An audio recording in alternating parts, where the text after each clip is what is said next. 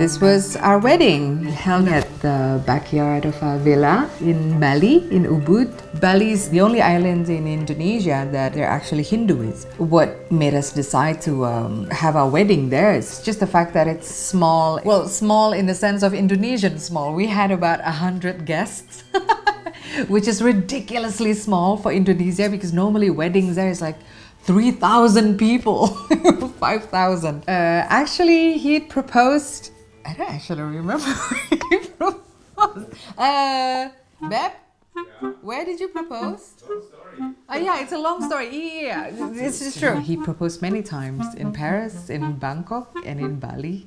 Because I always told him, just in case you propose, please let me at least have my mascara on or some kind of makeup. I don't want to look ugly for for a proposal. So, sometimes he found the right moment, but then it was by the beach and I looked messy and then he refrained himself from asking. But I sort of knew. Because of the Hindu ceremony, the date was chosen by the priestess and the pamangku, the high priest. It was the only good date in the month of August that year. And it means that it's either people get married or people have cremations. And that day, it was huge cremation.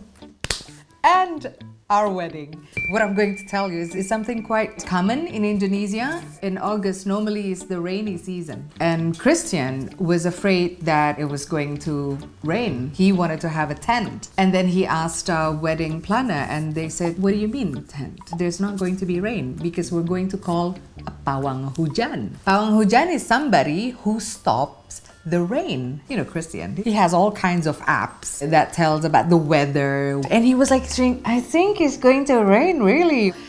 Nothing like that happened because the pawang hujan held the rain off. He dialed off the rain for us. Yeah. This is a nice photo that was taken by Christian. From the living room, we have a gorgeous 180 views of the rice fields. And that is one of the things that attract me so much about Ubud because my father's side, they're farmers. So I grew up going to my grandparents' place. We would run around in rice fields and then they get angry at us. And it's so beautiful, it's so peaceful. You hear crickets, you hear from afar, there's this chant of Hindu prayers, the smell of the flowers of frangipani, of incense. Sometimes all I need to do is just to look at the photos, close my eyes and boom, I'm there again. I'm in Bali, but of course nothing replaces being there. Okay, this was one of the first photos that I took of Kirana on the beach. She's so small, goodness. I mean, for her, Bali is always equal holiday. And whenever we spend some time in Indonesia, then she speaks with better accent. My daughter has a different personality whenever she's in Bali because she's outside a lot. She catches grasshopper, just like how I did back when I was small. This was taken during Asian Games. My outfit was actually my take on Kemben Jawa. So Kemben Jawa is actually a traditional outfit where women wears batik. My grandmothers used to make batik in her home. It's almost like a way for me to remember her. So yeah, it was another memorable moment because singing for the Asian Games, hello, this is huge. And then we were lucky enough, we stayed at one of the most luxurious hotels in Jakarta. It was just crazy. We had huge rooms where Kirana stayed at like on the right wing and then Kristen and I stayed at the other wing, and in front there's a pool overlooking the Jakarta scenery. And for Kirana it was like whoa, this is crazy. Every time I travel with my mother, because I always tell her that this is not normal, Kirana. This is not your life, this is my life. No, but it's important for her to actually understand as well that this is exceptional. Of course, I've been to Nusa Dua. It offers a different scenery of Bali. There's Uluwatu. All the crazy surfers will go there because, the waves are so high. There are temples by the water. Actually, in one of the temples, there are always monkeys around the temples. I was robbed by a monkey.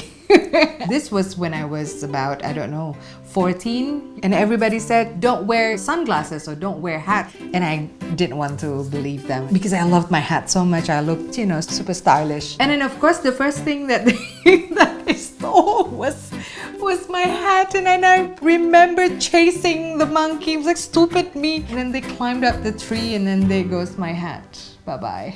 I miss a lot about Indonesia. I miss being there. I miss my family, my friends, the food. Oh my God, the food. I miss the smell as well. My hair is better in Indonesia, in Bali. My skin is better. Everything is just better. You feel like your problems are way far. Okay, that's enough looking at my photos. So now I just need to go there and have a nice holiday with my family. Hi, I'm Anggun and I'm preparing something amazing for you from my home in the AXN All-Stars Ultimate Showcase happening at 8 p.m. on November 28th. So click to subscribe and see you then.